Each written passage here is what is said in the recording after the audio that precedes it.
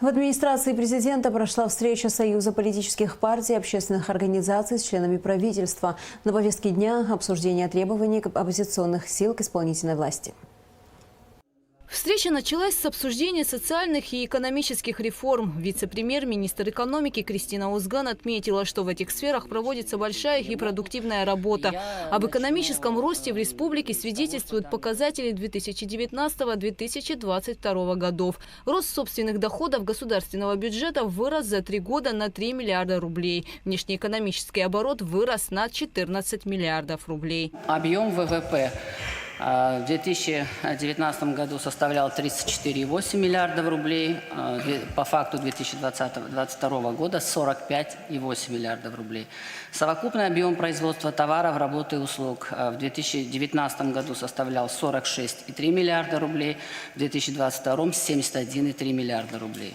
Государственный бюджет Республики Абхазия общий, я сейчас говорю, не делю его на собственные доходы, потому что об этом скажет Владимир Валерьевич, я думаю, так будет правильно, составлял 10,1 миллиард рублей, в 2022 достиг уровня 13,7 миллиардов рублей. И здесь важно отметить, что в основном за счет собственных доходов. Объем промышленного производства, на это, кстати, тоже обращалось внимание, в 2019 году составлял 6,3 миллиарда, а в 2022 году 7,1 миллиард. Представители оппозиционных сил утверждают, что в период пандемии не были выполнены меры защиты граждан от COVID-19. Министр здравоохранения Эдуард Будба назвал эти обвинения необоснованными. Ведь с самого начала пандемии все силы были брошены на борьбу с вирусом. Был объявлен карантин, организован координационный штаб по защите граждан. Бесперебойно приобретались медикаменты, кислород и вакцина. В больницах было организовано бесплатное лечение и еда. В ежедневном формате, круглосуточном режиме были вопросы и доклады руководству страны. А официально, открыто об этом говорю. Каждые наши вопросы, которые нужно было решать, они решались, несмотря на какой-то временной промежуток. Это был день, это была ночь, неважно. Обращались и всегда были услышаны, и нам всегда помогало наше руководство. И сегодня говорить, что провал в системе оказания помощи нашим гражданам, да, у нас сложные были ситуации, да, у нас были ситуации, когда мы, невзирая на временной промежуток, и вывозили за пределы Республики Абхазия, в Российскую Федерацию вывозили. С этим тоже вопросом мы занимались. Поэтому статистические данные, они говорят сами за себя, поэтому я думаю, все люди, которые сегодня, вчера и сегодня и будут принимать участие, люди в белых халатах, которые стоят на страже нашего здоровья, ну, наверное, отчасти это будет обидно для них тоже услышать такую характеристику. Обсудили и тему электронных расчетов в разгар пандемии. Проблемы связаны с тем, что и после смерти пенсионера его родственники снимают незаконно деньги с карты. Поэтому образовываются переплаты и задолженность перед пенсионным фондом, так как многие не регистрируют факт смерти гражданина. 2015 года, вот я могу сказать, если взять за первые 3 года, до 2018 года, если незаконно было снято там чуть более 4,5 миллионов, то с 2018 года по 2020 год эта сумма достигла уже почти 27 миллионов рублей. И в последний момент уже даже в месяц почти около 1 миллиона. То есть этот процесс набирал обороты.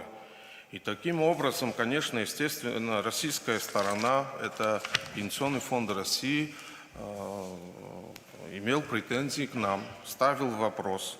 И мы пытались решить этот вопрос другими способами, но единственное возможное решение на тот момент мы нашли именно приостановить выдачу пенсии по картам АПРА.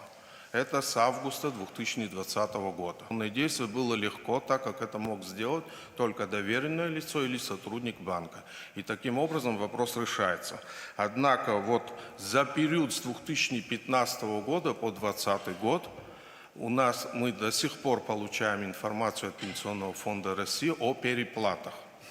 То есть и в настоящее время устанавливается случай смерти именно за этот период и снятия средств. И таким образом вот у нас происходило. В настоящее время вернуться вот к этой старой схеме снятия средств по картам, я думаю, что пока нельзя, так как это наберет новый оборот, и мы вернемся к старой ситуации. По инициативе российской стороны, хотя добавлю, скажу, что если мы не приняли бы на тот момент меры, российская сторона самостоятельно могла бы принять иные меры. Но эти меры были бы более неприятными. То есть пострадали бы все? Пострадали бы все. Ну, например, скажем, снятие средств возможно только на территории России. В рамках встречи коснулись темы энергетики, а также речь шла и о списке товаров и оборудования, которые можно провозить через границу с Грузией. Я считаю, что это тоже опять политизированный вопрос, так как могу утверждать, что те, кто сегодня настаивает на том, что мы сделали неправильно, это те, которые имеют отношение, наверное, к нелегальному как раз-таки бизнесу на той границе. Ну, граница, к сожалению, имеет такие стороны, даже не то, что с границы по Грузии, а и из России к нам иногда попадают товары, которые не имеют декларации. То есть это уже рабочие моменты, которые мы ведем работу.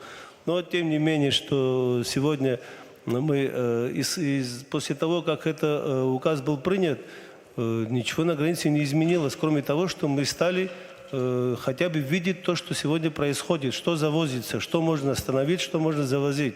И тот перечень товаров, я думаю, если даже не спросить, это не открытие торговых отношений, потому как мы, абхазская страна, никаких контактов с грузинской властью не имеет, никаких наши бизнесмены, никаких контрактов не заключают, никаких, не знаю, таких вот взаимовыгодных товарных операций не проводят. Это в основном к нам идут как бы транзитом из Грузии, и пустых товаров в каких-то потоках других там поступать не стало из-за того, что там включили несколько видов товаров в этот вот перечень этих указа. Но это всегда происходило. Бытность одних руководителей закрывали из-за необходимости. Вообще те, кто сегодня утверждает, что мы открыли торговлю, должны вспомнить сейчас не хочу говорить, может это неправильно будет звучать, но когда они находились у власти, вот когда происходила действительно торговля с Грузией, когда колонны машин с горючим вывозились на территорию Грузии, или табачные изделия, или другие. Вот это была торговля, которая не контролировалась. Может быть, с умолчанием этих властей, но сегодня при разговоре говорят, что это была блокада. А я думаю, что когда блокада объявлена государство, она не вывозит товары первой необходимости, а наоборот старается завозить. Так вроде бы, да, когда блокированное государство. Но, тем не менее, сегодня нас упрекают в том, что мы открыли торговлю. Никакой торговли мы считаем, что мы не открыли. Мы узаконили, взяли под контроль то, что сегодня происходит на границе. Этим вопросом я хотел сказать следующее. Принятие данного решения президентом, так как данные поправки внесены указом президента, они были обусловлены следующим. О социально-экономической целесообразности данного решения мои коллеги уже подробно рассказали. Что вменяют, так скажем, наши политические оппоненты, это якобы риски политические. На наш взгляд, абсолютно никаких политических рисков для нашей страны в этом вопросе нет. Более того, это возможность еще раз заявить о том, что мы суверенное государство, что у нас есть государственная граница, что товары, очень ограниченный перечень товаров, которые мы допустили к перемещению, будет жестко контролироваться, и интересы государства в этом смысле будут соблюдены. Участники встречи обсудили и закон об апарт-отелях. Согласно законопроекту, наличие апартамента не является основанием для получения вида на жительство или гражданства. Обсудили участники встречи и тему проведения митинга в преддверии курортного сезона. Известно, я хотел бы в свою очередь, как руководитель службы государственной безопасности, всех предупредить о том, что нарушение конституционного строя, либо нарушение закона какого-либо в плане проведения этого митинга, либо насильственного захвата власти будет жестко пресекаться нашими сотрудниками, всеми ведомствами, которые будут задействованы в этом мероприятии. Хотел бы предупредить всех, чтобы вели себя достаточно корректно, спокойно и в рамках закона. В остальном у нас достаточно законных оснований применять все силы и средства для того, чтобы не допустить какого-либо негативного деяния. И вообще, вот в целом, вот здесь с большим опытом люди, конечно, мы все понимаем, что такого рода в прежние времена, если мы вспомним, проводили ряд грузинские спецслужбы на территории Абхазии, проводили ряд, прямо перед летним курортным сезоном, проводили ряд там терактов и так далее, для того, чтобы сорвать летний курортный сезон. Сегодня эти формы, видать, невозможны. Но не хочу сравнивать ни в коем случае наших политических оппонентов, но тем не менее как-то вот это совпадение меня немножко смущает. Конечно, хотят сорвать летний курортный сезон для того, чтобы государство продуктивно не развивалось, потому что это единственный период времени, когда мы можем получать доходы и на наше развитие. Вот единственное, что скажу, как-то вот все совпало неожиданно, конечно. Еще хотел бы добавить, кстати, вот раз уже мы заговорили о террористической угрозе и другой, я скажу так, вот, это ни для кого не секрет, секретом не должно быть, потому что мы должны предостеречь своих граждан от существующей опасности. Вот я до этого говорил об открытии второго фронта со стороны Грузии в наш адрес, что сегодня планируется сделать западными странами.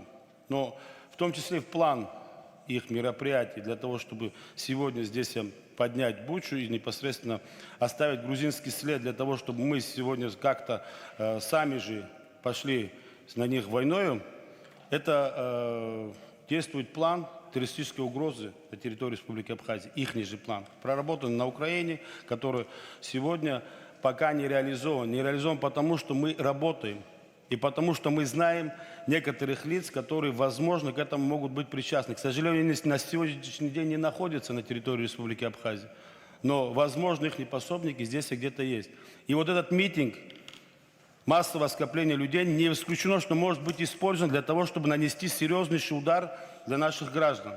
Вот это я хотел бы, чтобы те, кто сегодня пытаются этот митинг организовать, несли за собой ответственность тех последствий, которые могут быть. Я бы очень не хотел, чтобы что-то произошло. На встрече обсудили ряд других важных вопросов. Гугу Савардания, Тимур Гогохия, Алексея Гухава, Абхазское телевидение.